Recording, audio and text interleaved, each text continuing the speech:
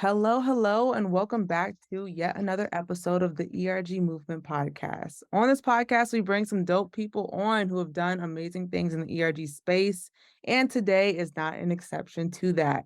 I would love to welcome Jack. And actually, can you introduce yourself? Yeah, hi, my name's Jack. She, her pronouns. I am a trans woman who is the deputy co-chair of an employee network, so another term for an ERG. I'm based over in the UK. I work for an organisation called BT, and the employee network I'm part of is the Pride network, so that's our LGBTQIA plus network. And how long have you been in the ERG space? How did you get into the ERG space? So I got into it kind of by accident, is kind of the honest answer. I think that they're very important networks in general, and I just started getting involved in the conversation, and then more and more and more. And then suddenly the next minute I'm running for a position on the committee, and then I'm where I am today. Also, in a professional sense, I work in diversity and inclusion. So I actually do like data and analysis on all things DEI related. So I'll look at like attrition rates, focusing on all different areas of diversity and inclusion. So not just the LGBTQ plus stuff that I do in terms of the ERG space. So it's a really natural synergy for me in terms of doing what I do in my day job. And were you in DNI first or were you an ERG leader first? Technically, DNI first, but Gotcha. I've worked in HR for years. So I worked in human resources for about 8 years now. Lots of different roles and different things. By the time when I first started getting more active at BT in their employee ERG, it was while I was working in the HR systems role. So like doing actual like technical IT side of HR. And then I moved into it. An opportunity came up for me to move into the diversity and inclusion team. And I was like, right, I'm going to jump on this now. And then not long after, the employee network elections were coming up, and I ran for that as well, because it was two things that I wanted to do coming around at the same time. So it was quite an interesting time and space for me. There were months in it, like really, really small margins. And it worked out then. And like Yeah. you said, it is a natural synergy. I'm curious then, since your role in D&I, obviously that involves multiple different communities. As an ERG leader, how do you apply that same principle in terms of intersectionality, collaborating with other ERGs? Yeah, so we have a lot of different ERGs within our organization who all have a specific focus. We actually all work quite well with each other. There's a lot of communication going on behind the scenes. So it might be that we've been working with the central D&I teams on a specific initiative, say like a community focused mentoring program. And we would share best practice and learning that we've had out of that with the other networks to go, right, we think this would be a really good fit for you. And we can make this work for us as something that is repeatable, or collaborating on events is a big one. So recently we worked with our Gen network, so that's our like gender equality network. So to do an event for Trans Day Visibility, and we very much mobilized on an absolute pivot with that. We'd recently changed committee structures. Everyone had gone through this new election process, and we were like, right, Trans Day Visibility is coming up, and it's soon. We have a few weeks to organize something together. Let's go. And I have never worked so well with any group of people as I did in that collaborative way between the two ERGs, so our Gen network and the Pride network, because we just went, right, we got to line up speakers, we've got to advertise, we've got it marketed super, super fast. And it was really great to see us working together and like being able to instantly on the fly demonstrate that we can do this and in a very effective way. And it was, considering how short notice it was, we had fantastic attendance. It went around really well. I'm still getting feedback about that event to this day. Literally today on the call, I had some feedback of someone going, oh, I remember that talk that you did not so long ago. It was really, really good. And it's nice seeing that impact coming back around. Is when we work together, we work better. It's similar to, we're doing some work with our disability network as well at the moment to try and, I've actually got a call with them tomorrow to like develop a really fleshed out action plan of the things that we're going to do together to try and like help bring that intersectional focus to the forefront. Because we had like a very excitable conversation, as is very easy to do, where you're like, oh, this is a million one things, and there's actual meaningful actions coming out of it. And so we all had to step back collectively and go, right, actually, let's take it back a notch and go back to the action plan. Let's go, what's meaningful, what's authentic, how are we going to get stuff done? So that's really good. That we're also got that good two-way communication between the networks to go, right, actually, let's bring it back down to reality. What's our meaningful plan next? Where are we going from here? And I'm sure that the people listening or watching this podcast will love to know more about that successful event. Since you got so much good feedback about it, what was it? So what we did was we did a fireside chat style. So similar to this kind of conversation that we're having now. And what we did was we identified who was going to speak. That was going to be me as the person doing that fireside talk about my experience as a trans woman within the organization, what have been my experiences with the workplace and life in general, and kind of articulating that to an audience. Because one of the most powerful tools for all ERGs is storytelling, right? Mm. Most of the headway that you can make in reducing the amount of othering within an organization and discrimination is through effective storytelling. It's the most powerful tool in your toolkit. So it's bringing to life that thing. And sometimes what that requires is a bit of vulnerability and sharing stuff about your lived experiences. So in my case, that is through doing things like being quite open and honest about my history with mental health issues, self-harm, that kind of thing. And also vocalizing some of the experiences that I've had in terms of transphobic hate pointed towards me, and being quite honest about that and bringing it to life for people, because so much of that is driven by people not knowing. And then to make it really successful and get good buy-in, what we did was we identified a strong ally within the organization that was a senior leader, because senior leader buy-in really, really helps get you broader reach, because suddenly they're using their network to amplify your voice, getting you out to the biggest audience possible. They're making sure that your event is getting in front of people that is not just people within your network, it's people outside of your network, it's people outside of your ERG, because your ERG people are the people already engaged in the conversation. They're invested, they're emotionally there already, they're on the journey, or they're already excited, they're already engaged in activism, when they're already engaged in like doing good stuff. And it's people that aren't in that space that you've already got to bring them in and get them talking about the stuff, got them paying attention. And we could have just done stuff with purely within our ERGs without going, actually, we need people with seniority to actually be there, be present. And I don't mean just introducing our call, right? That's a thing that a lot of leaders will do. They go, I can give you 15 minutes. I'll come along at the beginning of the call. I'll introduce it and I'll dive off. That's not actual real allyship there. That's performative action. And so what we did was we found someone, and she's an amazing woman. I'll actually give her a little bit of a shout out here in case anyone from BT actually like pays attention. It was Caroline Southall. She's amazing. And she is a brilliant example of what good leadership looks like within the organization. She takes a very intersectional approach to, she doesn't just focus in her lens on inclusion in one direction. And anytime any of the networks approach her, she's just like, yeah, how can I help? How can I support? Whether that's helping you find budget, whether that's helping you get in front of the right people, whether it's fighting for a cause and trying to enact systemic change within the organization when it comes to policy or process. And you need those people on side. So like it was those two things paired up with then the two networks have two very different styles of how they go about their actions. So our GEM network is a lot more established and organized. It's one of like the longer running networks within the organization. It started off as a women's network and then it's kind of evolved over time.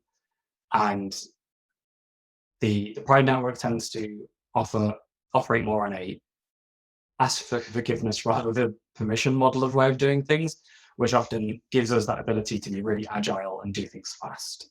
And we took the best of both of our strengths and did it. So like their organization skills and our speed meshed them together, and then bang, we went out and did something really effective and really impactful as well. And just a little bit more on the logistics of the event, would that be, so you mentioned having an executive champion ally. Was she the person who hosted the event? So she hosted it, yeah. It was virtual because we're an international organization, so we've got offices globally, and we try and push as much stuff in a virtual space as we can, rather than going like tying it to a physical location unless there is a very strong reason for it. Try and push as much as we can virtually, do as much recorded stuff as we can as well. Me and Caroline are actually based out of the same office, so we did take the opportunity. We got in a room together, but we could have invited other people from the Birmingham site to be present, but we actually chose not to. The two of us went into a room and recorded it together as a live session side by side, and that was great because it gave us that connection in the moment. There was the vibing with each other, the body language that you were able to like play off, that kind of thing. But we didn't invite anyone else into the room, because then you've kind of got that combined virtual in-person experience where two different groups of people are getting two different experiences. Mm-hmm. And it also removes some of the complexity, because then you need moderators on your chat that are in the room so that they can like take questions from the audience and bring them out. You'll have questions in the room, and then you've got sound control issues because people who are virtual might not hear it. And so it increases your logistical complexity. And I am a firm advocate of keep it easy and keep it simple, rather than making things harder and more complex for yourself, because we all have limited time. We all have limited budgets. Not all of us are tech wizards. So we just have to keep things within our skill sets collectively and just go, right, what is the maximum impact that we can deliver with the minimum complexity? I love that, and I'm hoping that people really listen to what you just mentioned, because I feel like a lot of people don't think that they're overcomplicating it by having that extra in-person factor, but like you said, with questions, just yeah, even with, like, the mic situation, is there an echo? Like, there's so many things that come up then. Well, that's it. Like I did my first ever, like when I went and did an external talk talking about doing exactly the same like fireside chat with a colleague in another organization. And they did a virtual, again, another global organization, but they also had people in the room, and they had to have cameras set up. We had to get mic'd up. They had to have a technical team present, and the complexity level was just astronomically different. Whereas we removed all of that when we did it ourselves internally, which was like, right, if we did this, we've got to remember this. There's so many moving parts, so many extra people to be involved. And also, again, there's cost that comes with that. Some organizations have very small and limited activation budgets. We are lucky in that we're not in that position, but we still have to be very mindful of how we spend and be very efficient and thrifty. Things like reaching out to other ERGs going, hey, well, there's a synergy here. Do we want to do a talk for talk and type relationship? Because speaker budgets can blow your budget out the window very quickly.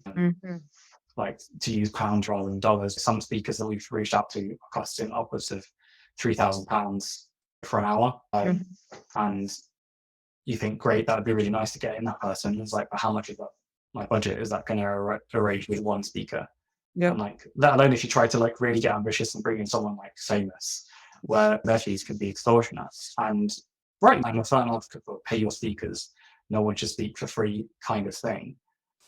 But at the same time, ERGs, we sometimes have to be smart in how we operate and go, right, I have the ability to come and speak to you on this topic and be authentic. And so, like, as I say, like going and not necessarily going, I'm going to come in and do like a big talk on allyship and best practice or like statistical stuff and melt people's heads and be really depressing and boring. I'll just talk about my life story and like what my experiences are. And if you rely solely on people from within your organization, it puts a lot of emotional strain, a lot of weight. It's very difficult talking about certain topics. It is very emotionally taxing. And if you're always reaching out to your people internally, that can put too much burden on an individual. Some people choose to do it. They enjoy it and thrive off it. I kind of treat it like free therapy. It's going and talking about my problems to other people, but it's not the same for everyone. And so that's why I always think that ERGs having close relationships with each other can and also keeps it fresh and interesting, right? You're always talking to someone new, rather than just always seeing the same four faces over and over again. You get bored of it, you disengage, which is often happens with ERG leaners. It's the burnout, when it's always you're always the one that's there at the front, you're always organizing, you're always hustling behind the scenes, getting everything done, and just speaking and sharing your trauma. And then you burn out and then you disengage and you break away from your ERG. It's not what you want. So I think that's one of the big things that I want to try and achieve over the next few years is like building a community of people that work across different ERGs that will go, actually, let's do talk for each other. And so we can be smart with our budgets, but then also share that learning with each other and like bring different voices to the conversation and give people that breadth of learning as well, and exposure. Because if you're always fishing within the same pool, you've not really got a lot of voices in there. I think we have a propensity within our organization is we will platform people from certain places and locations too much. So like 80% of our staff are in the UK. That means they take up 95% of the time in terms of who we platform, which is not right. And we need to work to change that. It's definitely something I'm very cognizant of that needs to shift. But it's good to own what you need to change, because if you don't own it, you can't start living that change. So true. And you just, again, mentioned so many great points there, even with the use of budget and how it can be blown very Yeah, quickly if not using it strategically. Or even like you mentioned, doing talk for talk with other ERGs can be externally, even with other ERGs externally and other companies who yeah. have you seen success with that? Yeah. I've started like the process of like I am doing a few other talks with some other ERGs externally and gone. So I've done one. I've got another one coming up soon, and we've established an agreement that we are going to do like a talk for talk situation. So like on similar topics. So it's LGBT network to LGBT network, but the one that I'm going to do is like they're doing a collaboration between their Gen network and their LGBTQ plus network, which is really nice to see.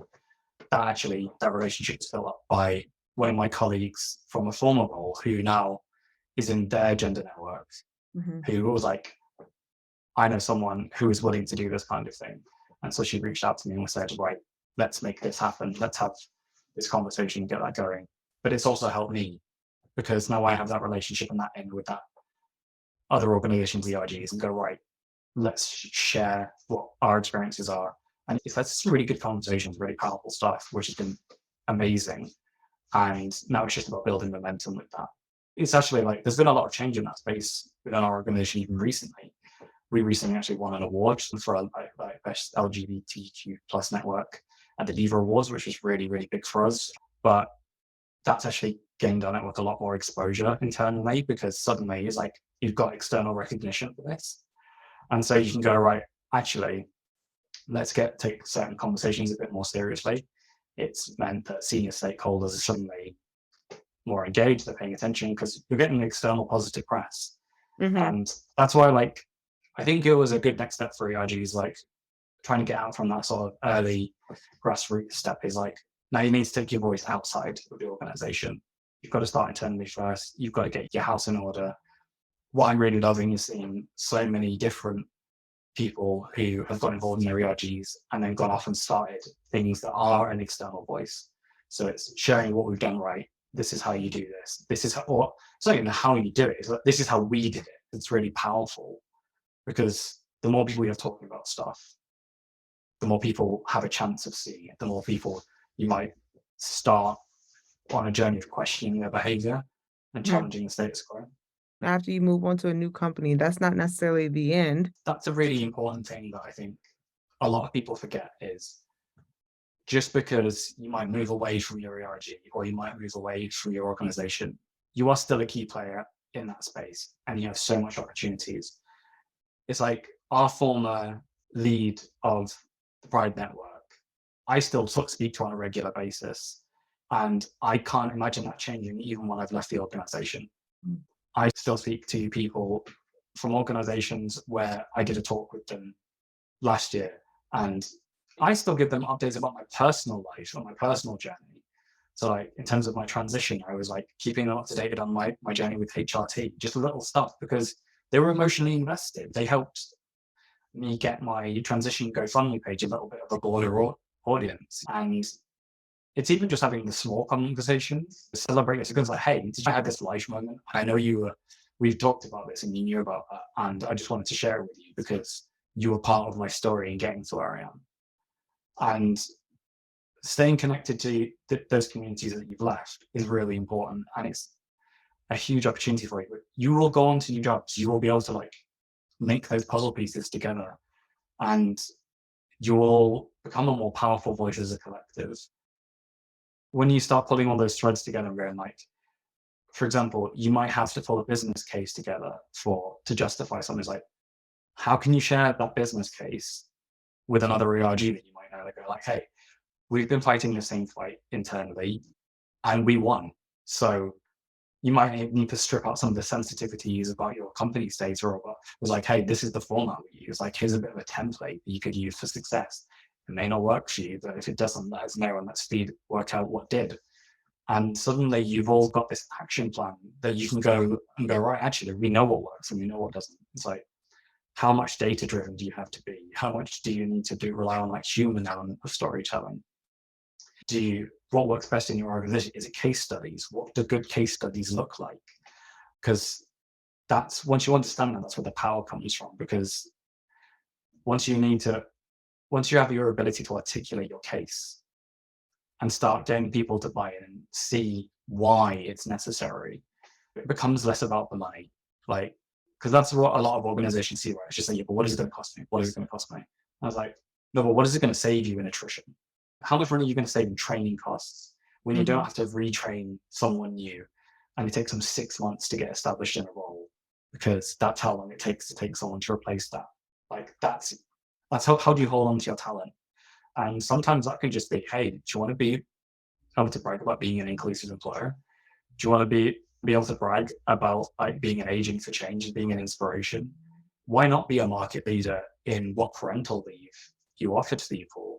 Enhance what your maternity offering is, enhance your paternity offering, enhance the fact that you all offer a radical thought, but like equal parental leave to both parents, regardless of the situation. The harmonization of how you treat people.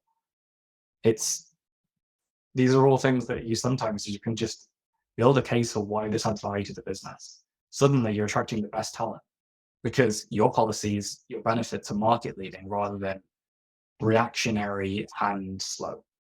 We always see after every big news moment, like there will always be companies who will react and throw loads of money behind initiatives. Suddenly they're going out chasing the best diversity and inclusion executives out there, throwing salaries up the wall at consultants to come in and fix the thing because there was this really awful moment in the news. And they're often hollow investments. But ERGs actually fill the void where that value really sits. And it's like, actually, yes, when you have these negative polarizing moments that galvanize people into action, ERGs have a really good opportunity to capitalize on that. It's like, as dark and horrible as it may sound, it's like when your community has a traumatic moment, jump on it and take that opportunity to make sure that your company's spending the money in the right place. You tell them what your community needs, tell them what they can do. How can they show corporate activism? Where's the right place to spend money? We're just about to head into Pride, and that's when you see like a lot of chasing the rainbow dollar and like all that corporate activism that is actually just really hard and slapping a rainbow label on anything that they can.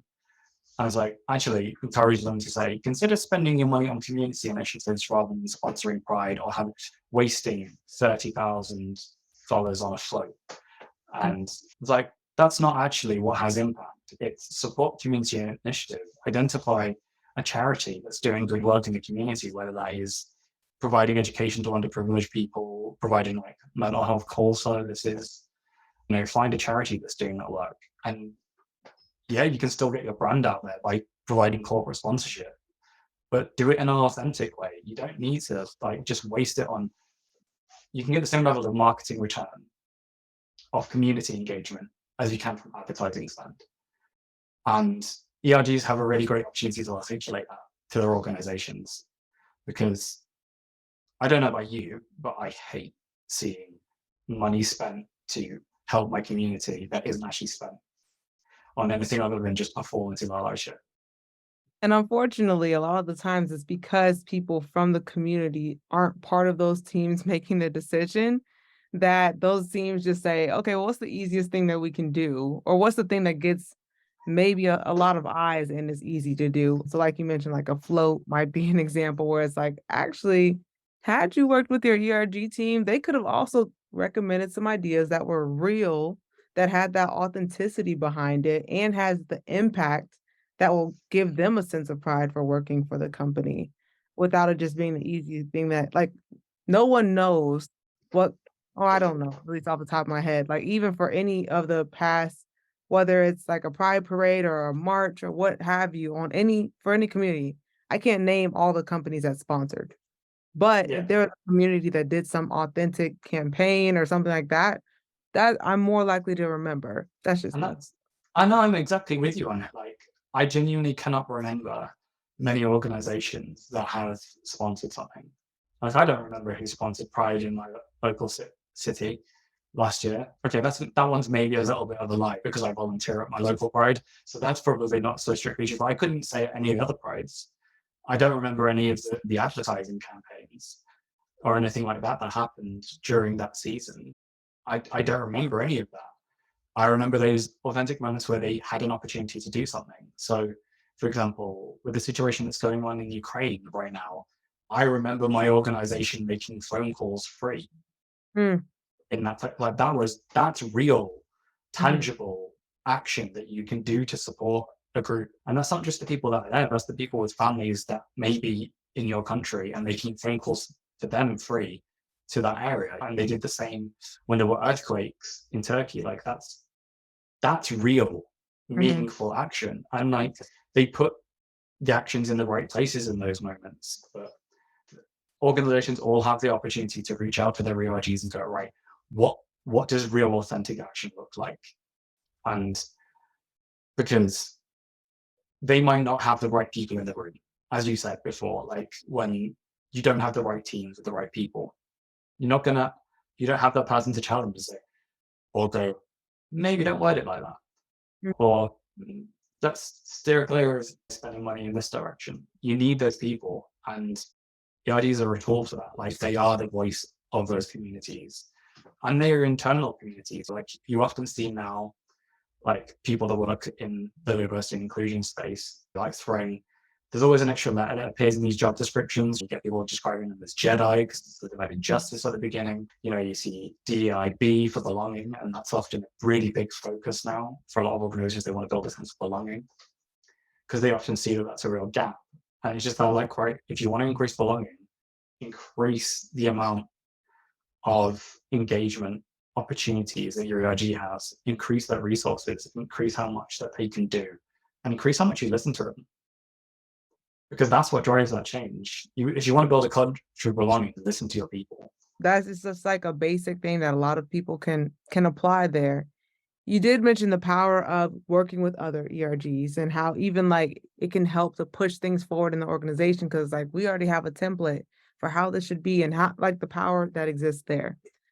I would love to hear your take on if that same power exists by uniting an ERG's community together. What I mean by that is, for instance, the LGBTQ ERG, instead of having separate ERGs, which maybe you might feel like that also might help to have like a separate one for lesbian employees, one for trans employees, etc. Or is there a power in coming together to some sort? So we actually had that conversation ourselves recently, like very genuinely. And I've had those discussions with other colleagues around like some of the other networks because some of them do branch off and they split out. So, for example, in some areas of our business, there's the overall disability ERG, and then there's also a neurodiversity one. And but they also work very like functionally. I believe they're still one, but they also have like a subgroup because there are actually different issues within that community, and that's right that they should be able to have a space to talk about it and discuss those things. And we talked about in the LGBTQ space whether do we want to have a separate group for our trans community, and it's like, and actually we came to the agreement that actually we have more power as a collective voice in that space to come together and not fracture off. But what we make sure we do is giving each of those areas within what was it, the alphabet soup of the community. I sometimes jokingly refer to it is making sure that everyone feels like they've got some area of focus. So we actually have regular calls of just like networking calls for people that are in the trans and non-binary community. We have one that's dedicated for our lesbian community. We are looking to establish more of those. But those are two groups that actually said, right, we feel like we need more of a community feel. And so those were set up. And guess what? It's worked. And I went from a situation where there was a couple of people in the business who said, I don't feel like I know of anyone else that is trans or non-binary in this organization, I feel really alone and really isolated because there's no visibility, to now there's a monthly call where they know that there's going to be at least a small handful of other people. And that can be really helpful, like, especially when you're not in a huge organization. Like, not every organization is some big multinational corporate entity with 500,000 employees. Some of them, you might be an organization of 1,000. And actually, if you're a minority group within your organization, there could be very real situations where there might only be 10 of you. And that is very possible. And like, knowing that there is a good chance that you will be able to connect with maybe half of those people once a month can be the difference between feeling utterly isolated and not. So I think there is a power in collectivism. If every marginalized group structured into itself and went, now we're going to have our ERG for this thing, this thing, this thing, this thing, you would never be able to action any change, because actually all you're speaking to is a micro population within a micro population. It's like, actually, what is your collective experience that you can go, actually, we all have these shared problems. And sometimes you might go, here is an opportunity where a minority population has a specific bigger danger to them right now, or a bigger threat, or a bigger problem. And you can go, actually, we're going to go quiet about our stuff now and push this one forward. Because you might say, within one particular, say, ethnicity grouping, you might say, actually, we know that there is more of a problem with marginalization towards our Black community than our Asian community within the organization. And you go, so actually, we're going to throw some more energy into breaking down that barrier. And there is nothing wrong with that. But you have the power collectively to go, actually, we are all within this minority group within the organization. Have you seen how much differently they're treated to everyone else? And it's the same as ERGs across different, like, who might have other ERGs who might have other different points of marginalization. So like, those different intersectional points. Point to your other ERGs, point to those other groups of people within your organization, go, actually, please can we focus on this? So this is a really good problem. And like, support your colleagues who might be in a separate ERG and go, actually, they've got a really good point, that's really important. So you might have an organization that has really, really bad accessibility. And then if all the other ERGs jump behind your disability one and go, actually, like, I don't want to see budget spent our way. I don't want to see attention till we fix this. It's like, use your collective voice for good. And actually, sometimes abandoning your own cause for someone else's has so much more power. If I was to turn around and go, right, I'm not going to speak about LGBTQ plus issues on this until this thing's fixed, that's a really powerful statement. And it can be really powerful to be able to do that sometimes, and I think we all need to remember to do it. I will sit here and be the first person to say, I maybe don't do that enough. I could do better. I could be a better ally in other spaces other than my own. And I get distracted by my own advocacy because I am human and I make mistakes, but I try and be aware of it. I will slip up. And that awareness is so important, honestly, even like you said, within your own larger community. So, like for me, as an African American, I might just be focused on African American issues because that's my lived experience. But like you just mentioned, there's other points of marginalization, other aspects of the community, even within the Black community to support. So, whether that's like Caribbean or Black British or what have you, that has their own unique set of things. So really being able to show up for others, even within the ERG space. Another random tangent. I could always But the thing is, but it's a good tangent to have. It's a good thing to call out. It's like, look internally within your own space, but also across your organization, and are there opportunities for you to like redirect your energy? Because, and sometimes those might be something really big and systemic that you need to challenge and tackle and go and make your voice loud, puff out your chest and go, I'm not going to be quiet and go away until we fix this. Or it could just be that there's a really big quick win. It's like, have we seen this immediately obvious thing that we could fix for this group of people? Why have we not done that? Yep. And I am a firm advocate for when one marginalized group speaks for another, it can make a really big impact, because something is like, this is more important to you than your problems. Wow. Okay. Maybe we should take this seriously. And that's why intersectionality is like, your intersections of marginalization are multipliers, they're not additive. It's like, understand how much privilege I have. And it's like, yeah, the world is a really toxic place for trans people right now. But actually, I own my own home. I went to university. So I went to like further education after high school. I work in a corporate environment. I have a secure job. I'm white. I went through a large portion of my life presenting as a man. So I was functionally towards you as a cis het white man living in the UK. That's a whole bucket full of privilege right there. And so it's actually understanding not only you can be part of a marginalized group and still have privilege, and you have to be able to like recognize that within yourself. It's like actually socioeconomic wise, I'm in a very privileged position. The co-chair of the Project Network likes to regularly check me on this and point out you are middle class. And what was like, Jack, you are middle class. You are the sort of person that sits there on a Monday night having cheese and wine. Like that is you. And I have to own that. I'm going, yeah, no, that's a really good point. I am understanding that and owning it, and also like understanding that for other people, the marginalizations are multiplicative. Mhm. I did a lot of investigation into UK data recently on hate crime, especially online hate crime. And so like, for example, I found two key things that pointed towards actually people from of Islamic faith and people who are disabled within the queer community are so much more likely to receive online hate than other members of the LGBTQ plus community. That's huge. Like it was like 50% more for each of those two things. So I dread to think how much more multiplicative it would be for someone who is of that age group, who is disabled and queer. Like each thing stacks. And just because someone else experiences difficulty and you are in a similar position to them, you don't have those multipliers. And that's always one thing that I think people forget sometimes. Like, yeah, I'm also from this marginalized group. It's like, yeah, but I don't have all of these things stacked on top.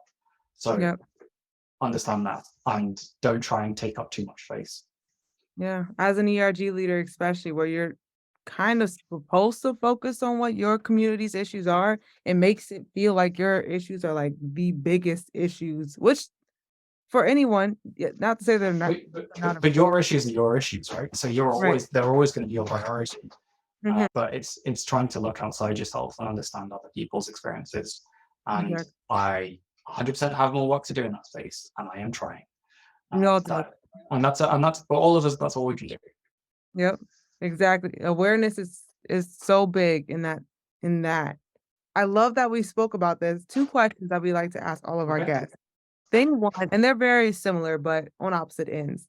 I'll start with the one that I think technically you already answered, which is with the ERG movement being all about the forward movement of ERGs 2.0, not doing things necessarily like it's been over the past 50 years, doing them better.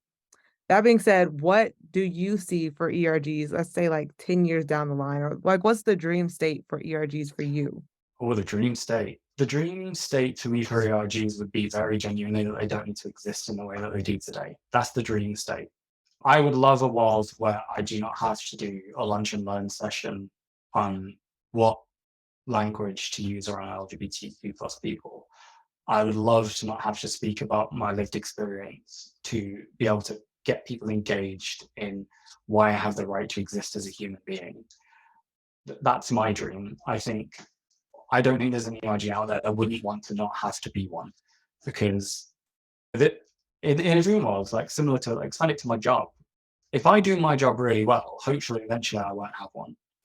Like, and I'm the perfect example of that. And it's the same should be true of ERGs. If you are a truly effective ERG, you do not need to exist anymore. So in 10 years' time, I hope none of us exist. Which sounds crazy, but you said dream world, that's the dream. It's the dream is when you don't need an ERG. Especially from the education, allyship, just the basics that it feels like every ERG is doing over and over. To be past that, that would be something. I'm right there with you. Okay. So on the opposite end of that, with it being about forward movement, ERG movement, all the things, what is an ERG practice that you feel like should stop? Ooh. Being reactive. Being reactive. Take the time and pause. And anyone that knows me will know that when I say that sentence, I am a hypocrite. Because I am reactive, I get emotional. When something happens in my space, my first step is to anger. And it's very easy to do. And I try and be controlled and measured and go, all right, sit back, how do you respond to this? So it's like many organizations now have internal social media.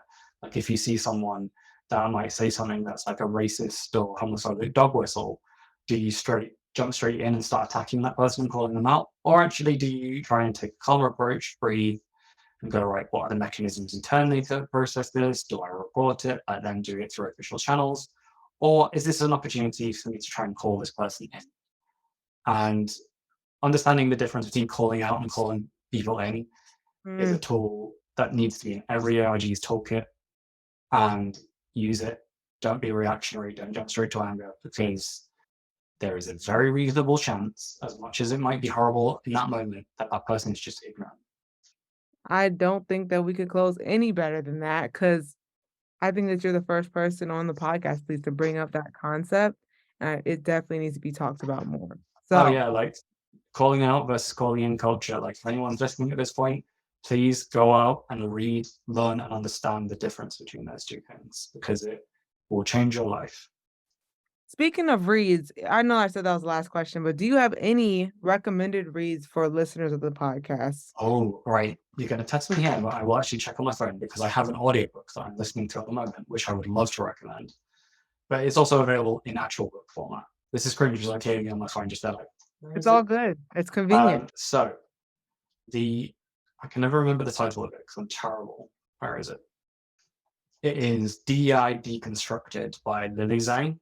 Mhm. It's a really, really good book, and it's less focused on ERGs, more focused on diversity, equity, and inclusion.